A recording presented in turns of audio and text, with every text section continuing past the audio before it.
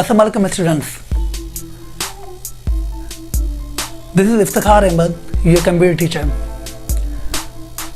मेरी काफ़ी सारी क्लासेस के अंदर हमने कंप्यूटर के मुख्तलिफ टॉपिक्स पढ़े हैं, जिनके अंदर आपको बताया गया basics of computer, generation of computer. आप मेरे इसी यूट्यूब के चैनल के अंदर देख सकते हैं, नीचे मेरे आपको बाकी वीडियोस मिल जाएंगी। The topic is the analogue computers. Firstly मैं आपको ये बयान करना चाहूँगा कि वो इज एन एनालॉग। एनालॉग का मतलब है क्या? एनालॉग का मतलब ये आ रहा है कि कोई भी ऐसी डिवाइस जो खुद काम करे उसके बाद रिजल्ट दे, उसको हम कहते हैं एनालॉग।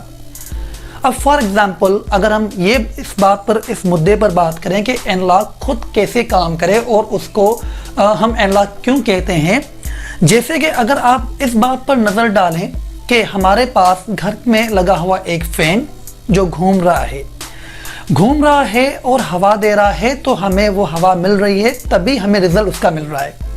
पर क्या कभी आपने नोट किया है कि जो हम कंप्यूटर इस्तेमाल करते हैं या सेलफोन इस्तेमाल करते हैं, उनके अंदर कोई ऐसी मैकेनिकल चीज़ नहीं है जो खुद मूव करे और रिजल्ट दे? इस तरह नहीं है। तो हमारे पास जो भी नॉर्मली तौर पर हम कंप्यूटर इस्तेमाल करते हैं, जो भी नॉर्मली तौर पर हम सेलफोन इस्तेमाल करते हैं, वो सारे डिजिटल हैं।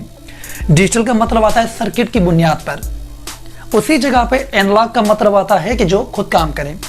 जिस तरह इंसान की एक हिस्ट्री आ रही है, इसी तरह किसी भी चीज़ की आप अगर हिस्ट्री पर नज़र डालेंगे, तो कंप्यूटर पर अगर आप नज़र डालें तो वो पहले है हिस्ट्री की बुनियाद पर। हम ये अपनी बुनियादी क्लासेस के अंदर पढ़ चुके हैं कि हमारे पास जो कंप्यूटर हुआ करता था, पहला जो 5000 साल पहले था, वो था अबाकस। अबाकस जैसा कि आप इस स्क्रीन पर देख रहे हैं, ठीक है। अगर आप इस पर नज़र डालें कि अबाकस ये एक सिर्फ एडिशन और सब्ट्रैक्शन की एक डिवाइस है, लेकिन आप देख रहे हैं कि ये जो लकड़ी का फ्रेम है, इस फ्रेम के अंदर आप देख रहे हैं जो बॉल्स हैं, आप इन्हें जब नीचे कर रहे हैं तो बाकी जो बचे हम उसको सब्ट्रैक्ट या फिर एडिशन करते हैं। यानी कि जब आप उसको टच करके मूव करें तब उसका आंसर निकाल सकते हैं। जबकि आपके सेलफोन के अंदर जो कैलकुलेटर है उस पर इस तरह कुछ भी नहीं है। आप कैलकुलेटर पर सिंपल डिजिट डायल करते हैं और आपका रिजल्ट आ जाता है।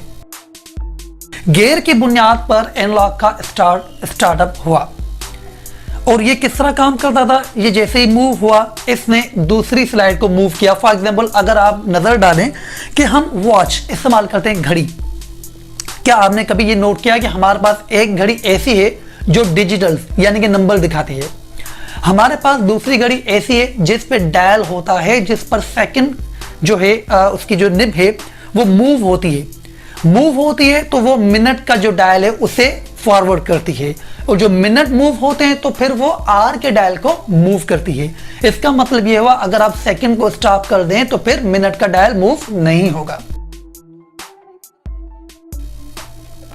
इसके अंदर जो डायल्स मूव हो रहे हैं, ये आप देख रहे हैं कि ये इस तरह मूव हो रहे हैं कि ये step by step, one by one एक दूसरे को मूव कर रहे हैं। तो इस टाइप के मैकेनिज्म को हम कहते हैं एनालॉग। इसका मतलब यह है कि हमारे पास एनालॉग कौन सा है जो खुद काम करे उसके बाद रिजल्ट दे, तो इस सिस्टम को हम कहते हैं मैकेनिकल सिस्टम।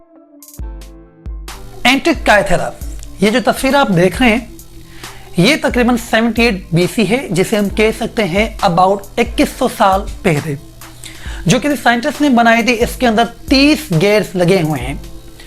अब इससे हम ये भी आइडिया लगा सकते हैं कि ये जो एनालॉग सिस्टम है ये आज का नहीं है, बल्कि ये तकरीबन 2000 साल पहले भी इस्तेमाल किया गया था।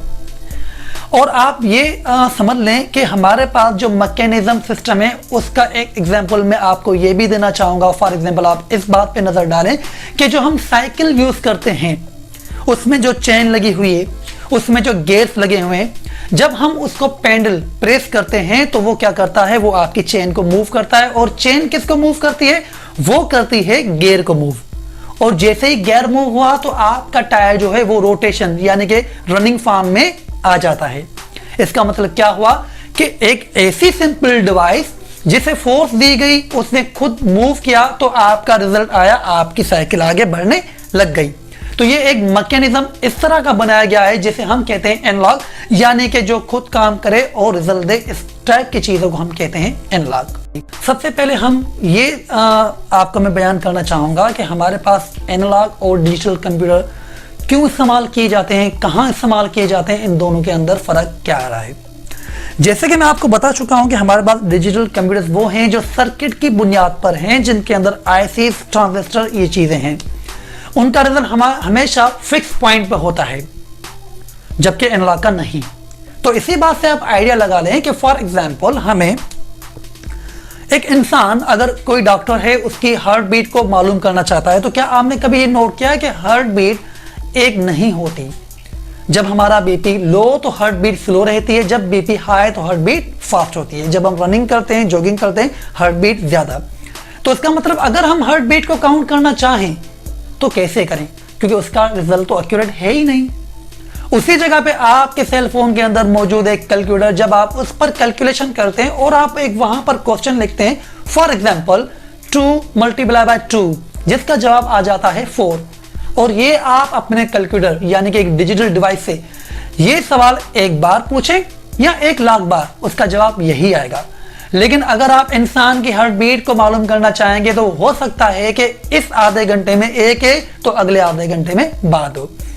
यानी कि ऐसे हमें कैलकुलेशन जो हमें मालूम करनी होती है, जो जिनका रिजल्ट एक नहीं है, वहां पर हमें चाहिए एनालॉग डिवाइसेस। जब हम सिग्नल पर बात करते हैं तो हमारे पास फॉर एग्जांपल जो हमारे पास डिजिटल सिग्नल्स हैं वो स्ट्रेट लाइन में होते हैं, यानी एक्यूरेट, उनका रिजल्ट एक ही होता है। और डिजिटल सिग्नल्स को हम हमेशा कंप्यूटर की जुबान के अंदर 0 और 1 के अंदर काउंट करते हैं। उसका रिजल्ट या तो होगा 0 के अंदर या तो होगा 1 के अंदर, उसके अंदर कोई भी चेंजेस नहीं आएंगे।